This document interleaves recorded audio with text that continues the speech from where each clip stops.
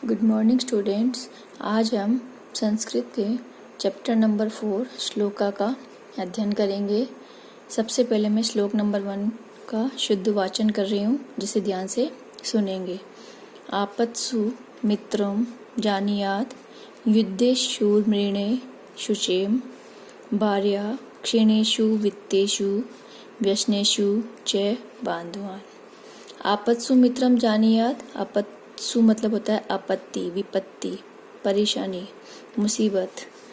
मित्रम मित्र को, जानीयात जाना जाता है, यानी मुसीबत के समय मित्र को। युद्धे शूर मृणे, युद्ध में वीर योद्धा की।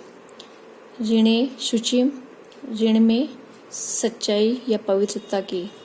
भार्या क्षीणेषु वित्तेषु, वित्त यानी धन होता है, धन में। क्षीणेषु नष्ट होने में, भार्या यानी पत्नी की। व्यसनेषु च बांधवान, कष्ट में बंधु बांधवों की। अब एक साथ इसका वापस अनुवाद देखेंगे कि मुसीबत के समय मित्र की, युद्ध क्षेत्र में वीर योद्धा की, ऋण में सच्चाई की, धन समाप्त होने पर पत्नी की, और बुरे समय में या कष्ट के समय में रिश्तेदारों की, बंधु बांधवों की पहचान होती है। श्लोक नंबर 2। न संशयम अनारूह्य नरो भद्राणि पश्यति, संशयम पुनः आरूह्य यदि जीवति पश्यति। न संशयम अनारूह्य, यानी जो संशय से घिरा हुआ नहीं होता है। नरो भद्राणि पश्यन्ति, वह मनुष्य भद्राणि यानी कल्याण को ही देखता है। संशयम पुनः आरूह्य, जब वह संशय से ग्रसित होता है या गिर जाता है, यदि जीवति पश्यति, तो वह हमेशा अपना ही कल्याण चाहता है या अपने बारे में ही सोचता है। फिर से देखेंगे एक बार।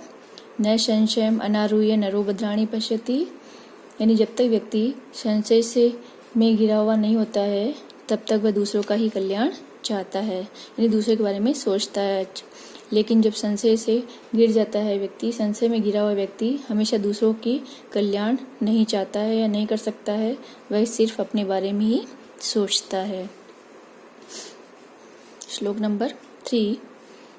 दुर्जन परिहर्तव्य विद्या अलंकृतो अपि सन मणिना भूषिते सर्प किमसो न भयंकर।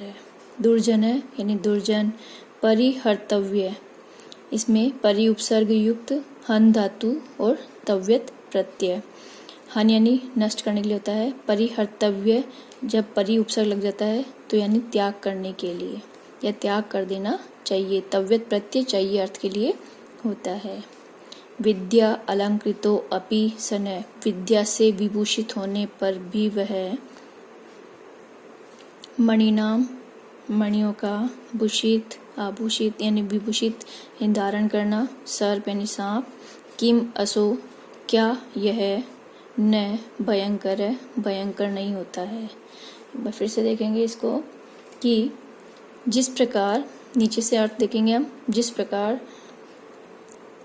कीमती मणि को धारण करने पर भी सर्प अपने स्वभाव को नहीं छोड़ता है, यानी वह भयंकर ही होता है, यानी जैसा उसका स्वभाव होता है वैसा ही वह होता है। उसी प्रकार से विद्या से अलंकृत होने पर भी दुर्जन व्यक्ति कभी भी अपने स्वभाव को नहीं त्यागता है, नहीं छोड़ता है। इसलिए हमें ऐसे दुर्जन व्यक्ति से को त्याग देना चाहिए, परिहर्तव्य त्याग देना चाहिए। इसमें परि उपसर्ग प्लस हन धातु और तव्यत प्रत्यय, जो कि चाहिए अर्थ के लिए होता है।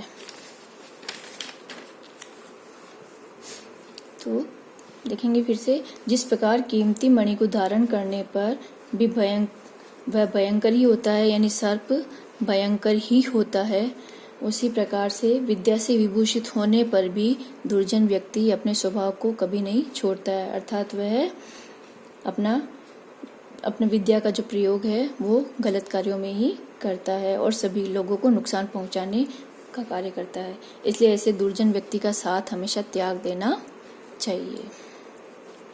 संत एव सताम नित्यम उद्धरण क्षमा गजानाम पंख मग्नानाम गजा एव धुरंधर।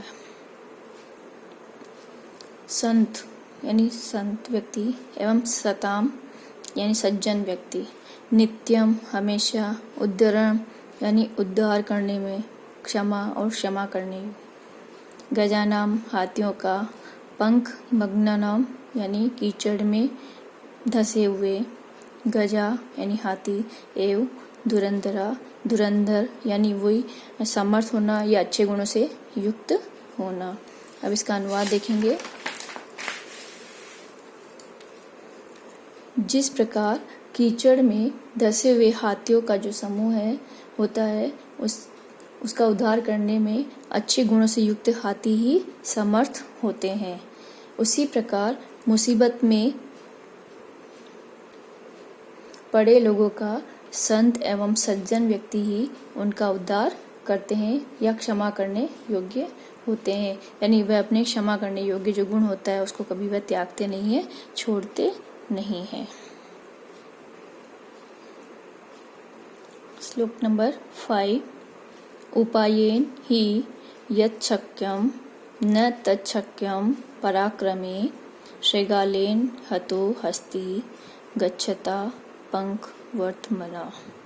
उपायेन ही उपाय से ही, यच्छक्यम जो समर्थ होता है, न तत्सक्यम वह समर्थ, पराक्रमे पराक्रम से नहीं, शृगालेन शृगाल के द्वारा, हतो हस्ति हाथी को मार दिया जाता है, गच्छता पंख वर्तमना यानी कीचड़ में फंसा करके उसको मार दिया जाता है। अब इसको फिर से देखेंगे एक बार। इसमें एक तो यच्छक्यम, इसमें ये संधि है,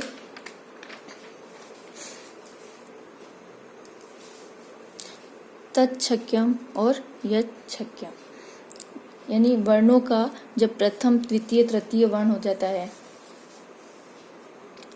यच्छक्यम के अंदर,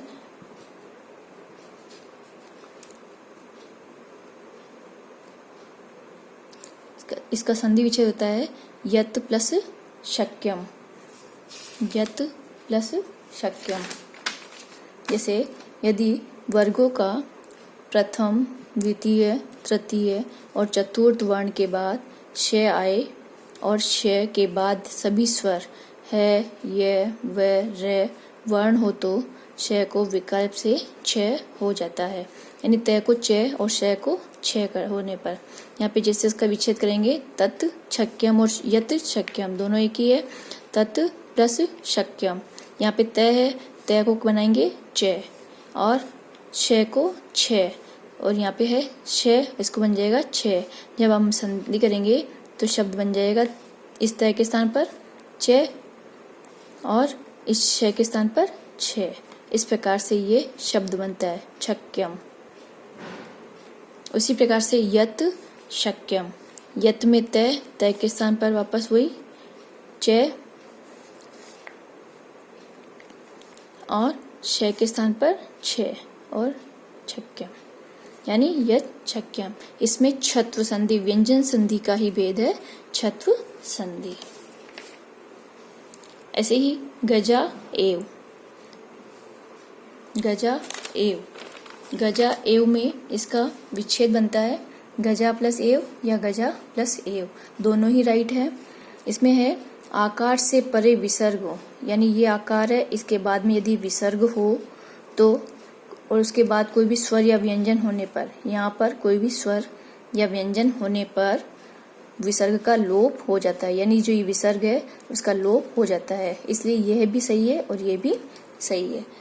यानी इसका जब विग्रह करते हैं, संधि विच्छेद करते हैं, तो ये विसर्ग, विसर्ग से परे, आ से परे विसर्ग हो, विसर्ग के बाद में कोई भी स्वर या व्यंजन होने पर इस विसर्ग का लोप हो जाता है। ये लोप संधि, विसर्ग संधि का ही भेद है, लोप संधि है। तो यहाँ बनेगा शब्द गजा एव। अब इसका हिंदी अर्थ देखेंगे वापस से। उपाय से ही अर्थात बुद्धिमानी से ही, उपाय से तात्पर्य बुद्धिमानी से जो कार्य संभव हो सकता रहे वो पराक्रम या बल से नहीं हो सकता है। जिस प्रकार श्रृगाल यानी शियार इतना छोटा जानवर होते हुए भी उसने बुद्धि से इतने बड़े और शक्तिशाली हाथी को भी वह मार देता है। किस प्रकार से? वो कीचड़ में फंसा करके, यानी अपनी बुद्धि के बल से। तो फिर से देखेंगे, बुद्धिमानी से जो कार्य संभव हो सकता है वह पराक्रम से नहीं। जिस प्रकार छोटा शियार अपनी बुद्धि के बल से विशालकाय और शक्तिशाली हाथी को कीचड़ में फंसाकर उसे मार देता है, अतः बुद्धि श्रेष्ठ होती है बल से। कहा भी गया है बल से बुद्धि श्रेष्ठ है।